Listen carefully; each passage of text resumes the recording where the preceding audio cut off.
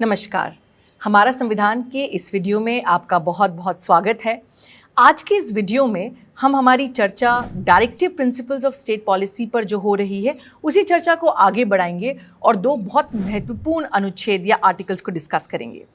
आज के संक्षिप्त से वीडियो में मैं कोशिश करूंगी कि आपको आर्टिकल 50 और आर्टिकल 51 संविधान का समझाऊं। दो बहुत ही महत्वपूर्ण आर्टिकल्स क्यों महत्वपूर्ण हैं और क्या कहते हैं, आइए जानते हैं। सबसे पहले पढ़ते हैं आर्टिकल 50 की भाषा। Article 50 reads, separation of judiciary from the executive. The state shall take steps to separate the judiciary from the executive in the public services of the state. जी हाँ, ये अनुच्छेद 50 जो है वो भारत में जुडिशरी की इंडिपेंडेंस को इंश्योर करता है। ये क्या कहता है कि न्यायपालिका को कार्यपालिका से अलग करने की आवश्यकता है और ये कहता है कि राज्य की लोक सेवाओं में न्यायपालिका को कार्यपालिका से अलग करने के लिए राज्य कदम उठाएगा। देखिए, जब हम संविधान की बात करते हैं तो कुछ संवैधानिक प्रिंसिपल्स काफ़ी महत्वपूर्ण हैं, जैसे कि सेपरेशन ऑफ पावर्स। राज्य के जो 3 मुख्य ऑर्गन्स हैं, मतलब लेजिस्लेचर जो कानून बनाते हैं, एग्जीक्यूटिव जो उनको इम्प्लीमेंट करते हैं और जुडिशरी जो कोई डिस्प्यूट होने पर, कोई झगड़ा होने पर, कोई इंटरप्रिटेशन का सवाल होने पर अपना जजमेंट देते हैं। तो लेजिस्लेचर, एग्जीक्यूटिव और जुडिशरी में, इन तीनों में एक तरफ जिसे हम कहते हैं चेक्स एंड बैलेंसेस होना जरूरी है।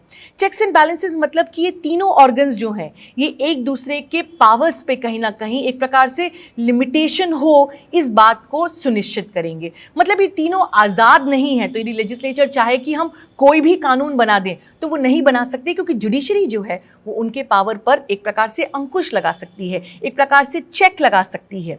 इसी प्रकार से एग्जीक्यूटिव मतलब प्राइम मिनिस्टर और प्राइम मिनिस्टर का पूरा काउंसिल ऑफ मिनिस्टर्स और स्टेट लेवल पे चीफ मिनिस्टर्स और उनके काउंसिल ऑफ मिनिस्टर्स, इनके पास पावर है कि ये सरकार चलाएं, लेकिन सरकार जो है वो संवैधानिक दायरे में ही चलाना पड़ेगा और इसके लिए जुडिशरी इसके ऊपर फिर से चेक्स एंड बैलेंसेस एक्सरसाइज कर सकती है।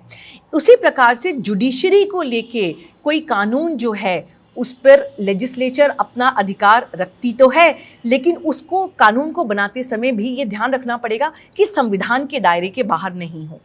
चेक्स एंड बैलेंसेस के साथ जो दूसरा इंपॉर्टेंट कॉन्स्टिट्यूशनल प्रिंसिपल है जो आर्टिकल 50 में दिया गया है वो है इंडिपेंडेंस ऑफ जुडिशरी और जुडिशरी और एग्जीक्यूटिव को अलग अलग करना। अब इसके क्या मायने हैं?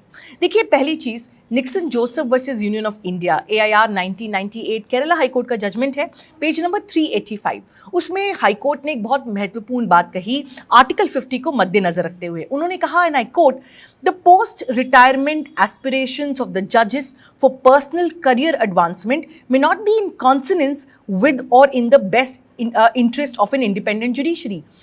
क्योंकि आर्टिकल 50 एक इंडिपेंडेंट जुडिशरी की बात करता है, तो ऐसे में जजेस का रिटायर होने के बाद वो अपने पर्सनल करियर को कैसे एडवांस करेंगे और उसके लिए सरकार से कोई भी अपॉर्चुनिटीज़ लेना जो है वो इंडिपेंडेंस ऑफ जुडिशरी के लिए कहीं ना कहीं हानिकारक हो सकता है। आपको जल्दी से 2 कहानी सुनाती हूँ। एक तो अभी हमारी रीसेंट मेमोरी में है, तो आप इसके बारे में जानेंगे। देखिए, हम जानते हैं कि प्रेसिडेंट रामनाथ कोविंद जी ने previous ex chief justice of India mister Ranjan Gogoi को राज्यसभा के लिए उनका नॉमिनेशन हुआ और उनको राज्यसभा मेंबर बनाया गया। लेकिन हम ये भी जानते हैं कि chief justice of India, the ex chief justice of India Ranjan Gogoi जो हैं वो जैसे ही उनका सुप्रीम कोर्ट का टेन्योर खत्म हुआ, चीफ जस्टिस ऑफ इंडिया का टेन्योरशिप जैसे ही खत्म हुआ, उसके 4 महीने के भीतर उन्हें राज्यसभा का नॉमिनेशन दे दिया गया।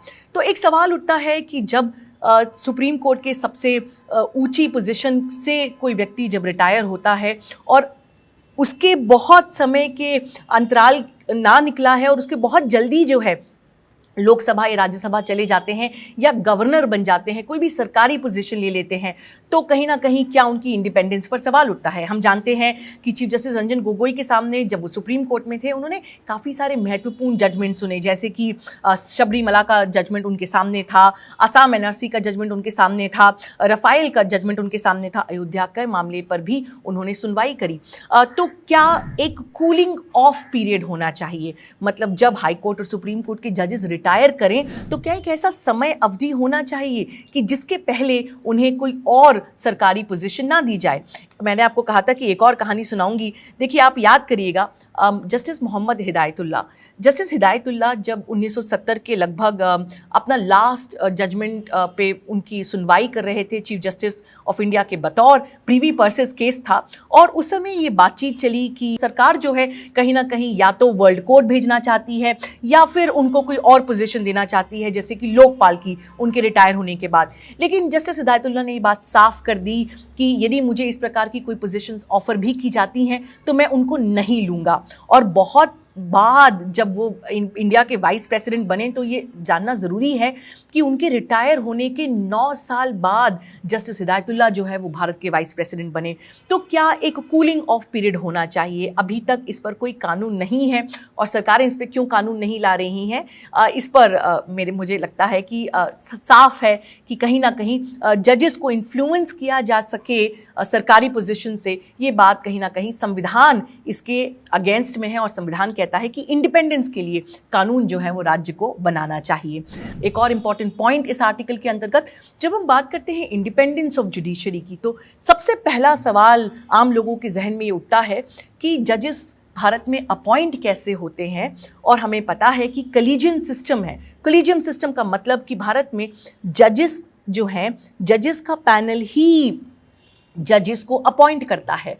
तो NJAC, national judicial appointment commission, लाया गया, उसे पार्लियामेंट में पास किया गया, लेकिन जब ये मामला सुप्रीम कोर्ट के सामने आया तो सुप्रीम कोर्ट ने कहा कि नहीं, NJAC जो है वो अनकॉन्स्टिट्यूशनल है।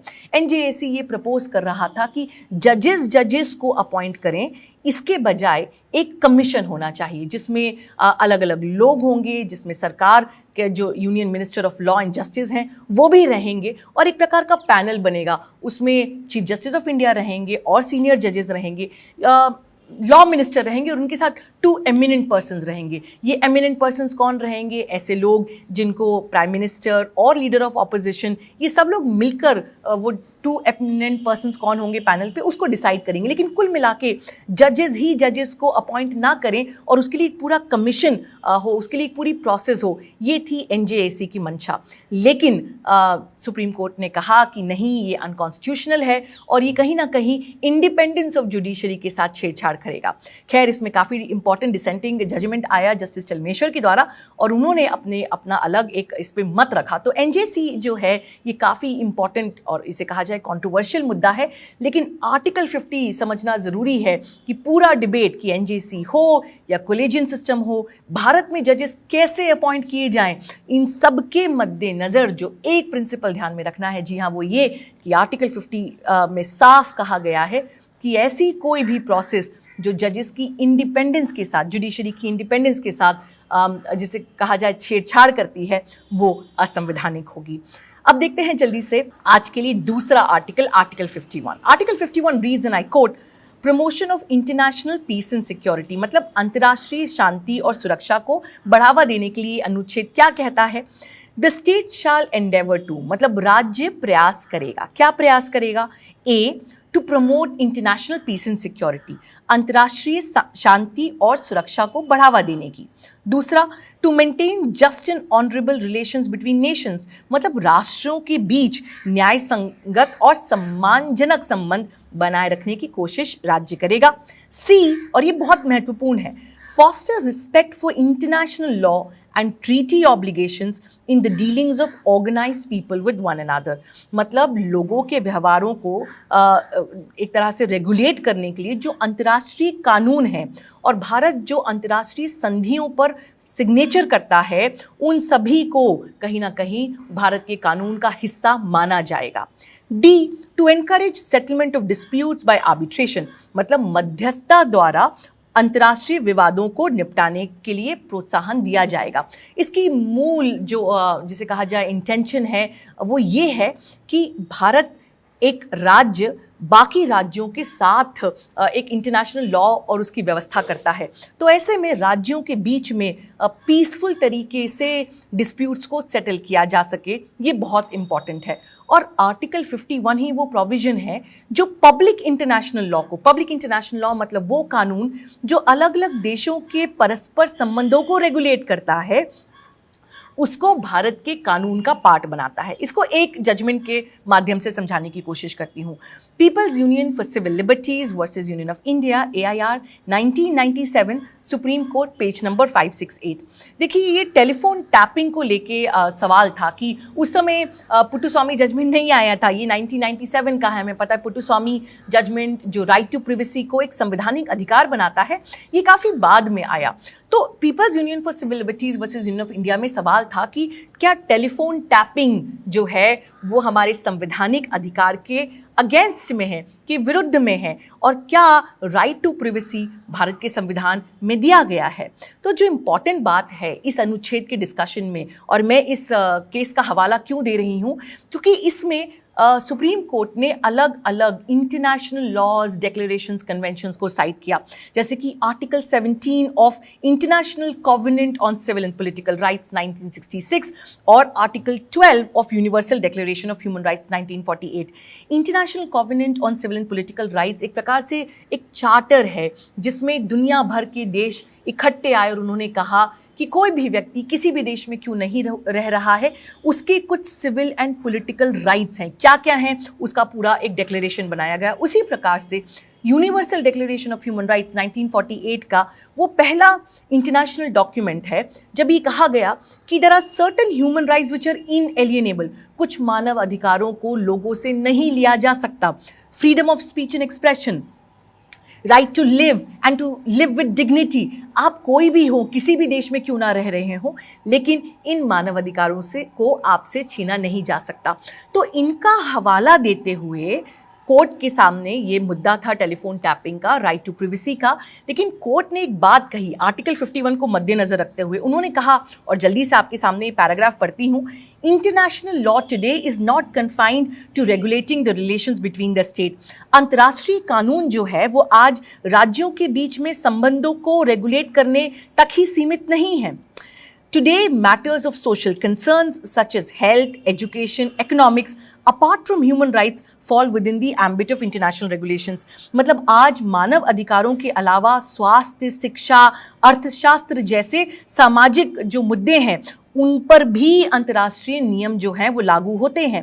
It is almost accepted proposition of law that the rules of customary international law which are not contrary to municipal law shall be deemed to be incorporated in the domestic law। क्या मतलब है, इसको समझाती हूँ कि ये लगभग एक स्वीकृत प्रस्ताव है या प्रिंसिपल है कि जो अंतर्राष्ट्रीय कानून के नियम हैं यदि वो म्युनिसिपल मतलब आपके डोमेस्टिक कानून के विपरीत नहीं है तो उन्हें घरेलू कानूनों में शामिल माना जाएगा। देखिए क्या होता है कि अलग अलग देशों में अलग अलग कानून हैं। जब कभी भी देश इकट्ठा आके संयुक्त राष्ट्र संघ, यूनाइटेड नेशंस ऑर्गेनाइजेशन में कोई इंटरनेशनल कानून बनाते हैं, कोई इंटरनेशनल डिक्लेरेशन पे साइन करते हैं, तो कई देशों में ये कानून होता है कि जब तक वो देश अपने पार्लियामेंट के द्वारा, अपने लेजिस्लेटिव बॉडी के द्वारा उसको रैटिफाई ना कर दे, तब तक ऑटोमेटिकली वो इंटरनेशनल कानून उनके देश के कानून का पार्ट नहीं बनता। लेकिन अब क्या प्रिंसिपल हो गया है और भारत में क्या है कि इसका थोड़ा सा रिवर्स प्रिंसिपल लग गया। मानिएगा कि भारत ने कोई इंटरनेशनल ट्रीटी साइन करी, ज़रूरी नहीं है कि पार्लियामेंट में उसके लिए अलग से एक रैटिफाई करने के लिए अलग से कानून पास हो। यदि भारत ने कोई इंटरनेशनल ट्रीटी साइन करी है और वो हमारे किसी डोमेस्टिक लॉ के अगेंस्ट में नहीं है तो ऑटोमेटिकली उस इंटरनेशनल लॉ को भारत के कानून का हिस्सा माना जाएगा। देखिए बहुत सारे सुप्रीम कोर्ट के सामने जब जजमेंट्स आए महिलाओं के अधिकारों पर, अलग अलग ह्यूमन राइट्स को लेकर, तो सुप्रीम कोर्ट ने हमेशा इन इंटरनेशनल राइट्स का हवाला दिया है और ये कहा है कि इन अलग अलग मुद्दों पर बिल्कुल बेशक कुछ भारतीय कानून है, जहां भारत का कानून है वहां पे सुप्रीम कोर्ट भारत का कानून जरूर देखेगा, लेकिन यदि कोई स्पेसिफिक प्रोविजन नहीं है आपके म्युनिसिपल लॉ में, देश के कानून में, तो इंटरनेशनल कानून को भी देखा जा सकता है। कैसे देखा जा सकता है? जी हाँ, उसका जवाब है आर्टिकल 51। तो मैं आशा करती हूँ कि ये जो दो आर्टिकल्स हैं, सुनने में पढ़ने में छोटे आर्टिकल्स हैं, लेकिन आप समझे होंगे कि इनका वजन कितना है। एक जुडिशरी की इंडिपेंडेंस को इंश्योर कर रहा है और दूसरा ये बात इंश्योर कर रहा है कि भारत जो है वो अपने इंटरनेशनल लॉज, ट्रीटीज ऑब्लिगेशन को रिस्पेक्ट करे और उनको जो है इनडायरेक्ट तरीके से भारत के कानून का भाग बनाता है। आपको ये वीडियो कैसा लगा मुझे कमेंट बॉक्स में ज़रूर बनाएं और अगले वीडियो में हम बात करेंगे कि समय के बीतते बीतते सुप्रीम कोर्ट ने फंडामेंटल राइट्स भाग 3 और directive principles of state policy के रिलेशनशिप को कैसे देखा। ये सब कुछ अगले वीडियो में देखने के लिए बहुत बहुत धन्यवाद। मैं अधिवक्ता अवनी बंस।